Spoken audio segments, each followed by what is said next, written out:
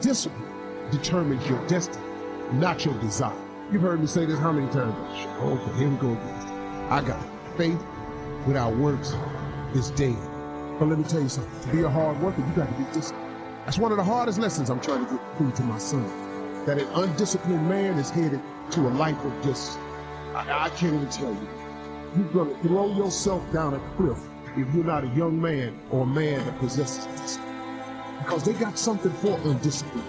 They got some street laws for undisciplined people, and they got some federal laws and state laws for undisciplined. So that's why them signs is outside on the field. We're going to let you go fast, but 70 is the limit. If you're disciplined enough of a person to leave your house at the time you're supposed to leave your house, 70 miles per hour is absolutely enough. But if you're an undisciplined person, if you don't have the wherewithal to leave your house on time, to go where you want to go, see, the desire is where you want to go. The discipline is how you get there. I always tell people the most valuable lesson I got from my mentor, Jim Rohn, was I asked my father, worked 2 jobs. We were always broke. We had no money for food. And we lived in a community we moved to, which was, I thought they were all rich and we were on the other side of the tracks. It was lower middle class, but compared to where we lived before, these people seem rich compared to us. And I just didn't understand it. And Jim said to me, Tony, it's not about the value of your soul, it's about the value of you in the marketplace. And your father's skills are not that valuable. He was an underground parking attendant, and he would take people's ticket and make change. Well, the research now shows it's being done at Yale, it's being done overseas in England as well, and they found that 40% of all jobs they project in the next 10 years are going to disappear because of technology. It's going to be replaced by an algorithm, it's going to be changed. You know, all these guys on Wall Street, you're seeing all these algorithms take over and they're getting rid of all these traders, right? It's changing radically in these hedge funds. There's 3 million truck drivers. Self-driving cars are here. In the next 5 years, they will be the standard, certainly within 7 or 8 years. Are you going to hire someone who can only work 8 hours a day and sometimes gets drunk or can make a mistake when you can buy a machine, write down the machine, and be in a position where it works 24 hours a day driving? But no one is telling these drivers this, and they have to retool now. So technology is the biggest challenge. Labor is less valuable because of efficiencies with technology, and it's going to get better and better for technology, which is scary when you think about what's going to happen for jobs. So I say to people, you've got to participate in your own rescue. You've got to retool yourself. The idea that Bernie Sanders has of providing free education sounds wonderful, but the education he wants to do is community college. There are no skill sets in community colleges today, for the most part, that are going to prepare you for the economy or a job that's there. So what is that going to do? You're just going to waste more money, more time. We need to retool ourselves. The government's not going to do it for you. These thoughts that we have, we think there are thoughts, so it makes it really hard to change them. When people meditate and try to not think thoughts, show me somebody who's done that successfully, consistently. It's bullshit, right? Everybody, the mind thinks thoughts. But here's the distinction.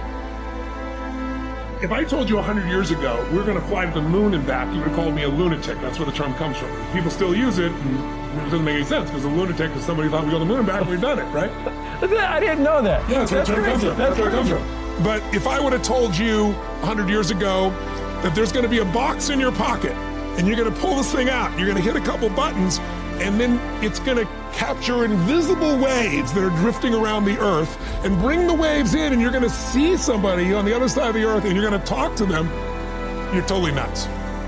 Thoughts are those invisible waves. And when you use your body in a certain way, if I sit like this, I'm going to tap into a different channel of those waves than if I'm sitting like this. Kind of like a TV set. If I turn one channel, it might be a comedy channel. I'm going to see a lot of laughter. Turn another one, it's a horror channel.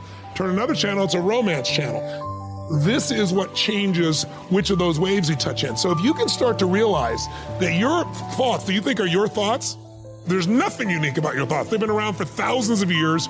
You're just tapping into them because of what you're doing with your body that makes you either fearful or passionate or courageous or whatever you're feeling. As you go in those states, you get different thoughts. So what I want people to see is that learn how to just see those thoughts go by.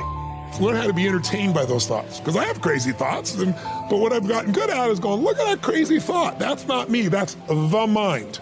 Not your mind, because if it's you, how do you change you? Pretty hard. But I really, truly know I haven't heard a thought come out of you that's original. You've called them your thoughts, but they're not. You've stolen them. They've been around forever. When you see that, it's easier to let go of them. And letting go of those thoughts is one of the ways that you free yourself. And again, the more you do it, just like a muscle, you get better and better and better. And all of a sudden, the shit that used to make you crazy or stressed out, I'm like, how many things have you worried about that never came to be? And some people, their life is good, so they worry about other people, so they're never not worried, right? So it's really just a pattern. If you want wealth, real wealth is not just money, it's emotion. It's like, what are we really after in money? You don't want money, you don't want pieces of paper with the pictures of deceased notables on it. You want what you think money will give you. You think it'll give you freedom or security or stability or love. It won't give you love. It'll get you sex. It won't get you love. Money won't, right? So really what you're after is the emotion. And so what I want people to get is the emotion they want now, and all it is a new habit. It's learning to discipline this mind, right? By realizing the mind thoughts are out there and letting them float by and constantly coming back to what can I love about this? What can I appreciate? It's like, if you can learn to love or at least appreciate, start to enjoy the things that you used to get upset about, how much freedom would you have? How much more joy would you have? And I know people who got billions of dollars, I've coached them, who is like, holy shit, they live in scarcity all the time. One man, I'll never forget, he's screaming at his wife. I'm in the meeting, I'm in the house, and he's screaming at his wife because she spent some money on a bunch of outfits and stuff like that. And he's a multi-billionaire. He couldn't spend all his money in his lifetime, and then he's totally upset at his daughter who's in her 20s who spent some money too. And I'm like, I pulled him aside afterwards and I said, what do you do this for? And what do you do it for? And he's like, well, it's the principal thing. I said, no, the principal thing is, do you love these people? And do you want them to have an abundant life? When you don't have one loss, but you live like you're poor, And it's like, I finally got through to him. But so many people, that's why I say money doesn't change you. Money magnifies who you are. So you want to expand the depth of who you are and free yourself from suffering by just knowing it's a pattern of thought, and you can change the pattern of thought. So Tony, one of the critics actually that I once met said, yeah, Tony's techniques, they were great for about a year and a half and then they wore off. What do you say to that, folks? It's real simple. If you don't work out, you don't get a muscle, right? So I always tell people there's a daily practice like priming. If you don't do that, if you get up and you just have no discipline whatsoever, you get no value of anything. Diets don't work when you don't do them. Exercise doesn't work when you don't do them. But most of the people have some experiences that they want to shift. And once you shift those things, your whole life changes. But life is constant growth. My life isn't here because I went to one seminar one time and now my life is fit for life. I work out, I train my mind, I train my body, and it becomes a lifestyle. It's not just like you're depending upon somebody else. I'm not here to become somebody's guru. I'm not here to give them a gift. I'm here for them to open up their own gifts. And that's really what my work has been. Not hasty if it isn't required, but don't lose much time. Here's the time to act. When the idea is hot and the emotion is strong. That's the time to act. You say, Mr. Rohn, I'd like to have a library like yours. See, if you feel strong about that, what you got to do is get the first book and then get the second book. Before the feeling passes and before the idea gets dim, action pronto, action immediate, action as soon as possible. Because if you don't, here's what happens. We call it the law of diminishing intent. We intend to when the idea strikes us. We intend to when the emotion is high. But now if you don't translate that into action fairly soon, now the intent starts to diminish. And a month from now it's cold. A year from now, can't be found. So act. Set up a discipline when the emotions are high and the idea is strong and clear and powerful. That's the time to set up the discipline. Somebody talks about good health and you're stirred. Right. You need to get a book on nutrition. Get the book before the idea passes and before the emotion gets cold. Go for the book. Start the library. Start the process. Fall on the floor. Do some push-ups. Action. Got to take action. Otherwise, the wisdom is wasted. Otherwise, the emotion soon passes. Unless you put it into a disciplined activity. Capture it. Disciplines is called how to capture the emotion and how to capture the wisdom and translate it into equity. Disciplines. Now here's what's important about disciplines. All disciplines affect each other. In fact, here's a good philosophical phrase. Everything affects everything else. Nothing stands alone. Don't be naive in saying, well, this doesn't matter. I'm telling you, everything matters. There are some things that matter more than others, but there isn't anything that doesn't matter.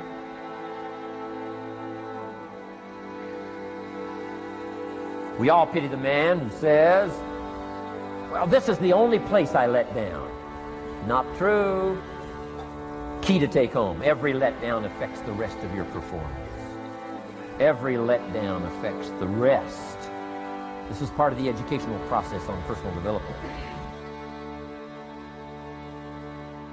If you don't take the walk around the block, you probably won't do the apple a day. If you don't do the apple a day, you probably won't start building your library. If you don't build your library, you probably won't keep a journal, and you won't take pictures, and you won't do this, you won't do wise things with your money, won't do wise things with your time, won't do wise things with your possibilities and relationships, and the first thing you know, 6 years of that accumulated, and we say you have messed up. So the whole key to reversing that process now is to start picking up these disciplines. Now here's the positive side. Every new discipline affects the rest of your disciplines. Every new one affects the rest. That's why action is so important. The least action, the smallest action. Take it. Because when you start accomplishing and the value starts to return from that one action, it'll inspire you to do the next one and the next one and the next one. You start walking around the block, it'll inspire you to get an apple. Get an apple, it'll inspire you to get a book. Get a book, it'll inspire you to get a journal. Get a journal, it'll inspire you to grow, develop some skills. All disciplines affect each other. Every lack affects the rest. Every new affects the rest. The key is to diminish the lack and set up the new. And you've started a whole new life process. Key. Also, one more thought on discipline.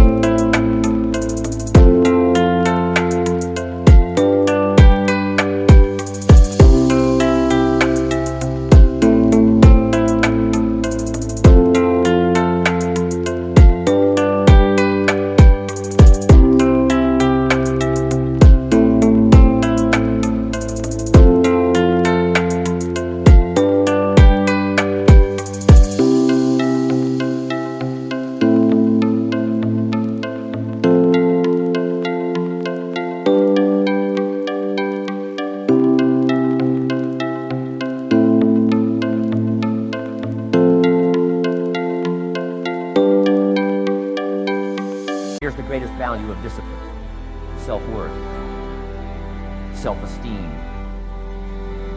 People are teaching self-esteem these days, but they don't connect it to disciplines. The least lack of discipline, and it starts to erode our psyche.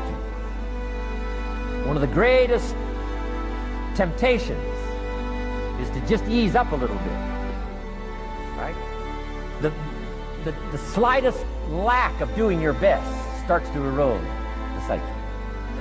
Instead of doing your best, doing just a little less than your best. Sure enough. You say, well, it's just going to affect my sales. No, it's going to affect your consciousness. It's going to affect your philosophy. Now you've begun in the slightest way to affect your own philosophy. Here's the problem with the least neglect. Neglect starts as an infection. And if you don't take care of it, it becomes a disease. And one neglect leads to another. And the worst of all, when neglect starts, it diminishes our self-worth, our self-confidence, our self-value. You say, well, how can I get back my self-respect? I'm telling you, you don't have to go to 29 classes. All you have to do is start the smallest discipline that now corresponds to your own philosophy. Like I should, and I could, and I will. No longer will I let neglect stack up on me so that I will have the sorry scenario 6 years from now, giving some excuse instead of celebrating my progress. That's the key to discipline. Okay? Let's get kids involved in the least of disciplines. One more, and then one more, and then another one, and then another one, and then some more. And the first thing you know, you're starting to weave the tapestry of a disciplined life into which you can pour more wisdom and more attitude and more strong feeling, more faith and more courage. Now you've got something, a vessel in which to put it. And now the equities start to flow. And the early return, I'm telling you, if you'll start this process, the early return will have you so excited, you'll commit yourself to this strategy for the rest of your life. You'll never go back to the old way. Join a new crowd, join a new group. The disciplines to do it, take action. You know, we kind of have this idea that while you're free as a child, and then you, let me see if I can put this properly, that you have a certain delightful, wonderful, positive freedom as a child, and then that's given up as you approach adulthood. But the truth of the matter is that you have a lot of potential as a child, but none of that is capable of manifesting itself as freedom before you become disciplined. And discipline is a matter of the imposition of order, and the order is necessary, especially for people who are hopeless and nihilistic. And lots of people are hopeless and nihilistic, way more people than you think. And part of that is because no one's ever really encouraged them. And so the book is in part a matter of encouragement. It's like, lay a disciplinary structure on yourself, get the chaos in check, and then you can move towards a state that's freer, because it's discipline first. Like, look, if you're going to become a concert pianist, there's going to be several thousand hours of extraordinarily disciplined practice. That's the imposition of order on your potential, let's say. But what comes out of that?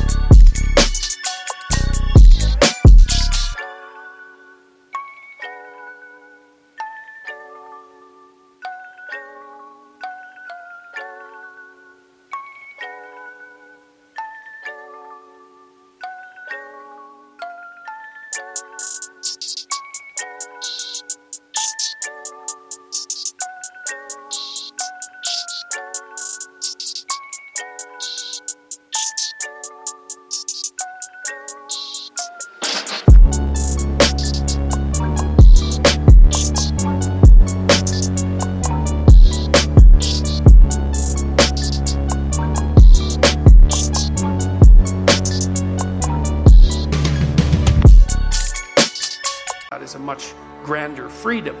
And so virtually every freedom that you have in life that's true freedom is purchased at the price of... I've never met a person who was not successful that didn't have a great amount of self-discipline within their life. Self-discipline and being able to perform and being able to keep your life on schedule and being able to keep commitments and promises and meet deadlines is essential to success. None of us can afford to have a life that is controlled by someone else, or a life that is basically controlled by our emotions.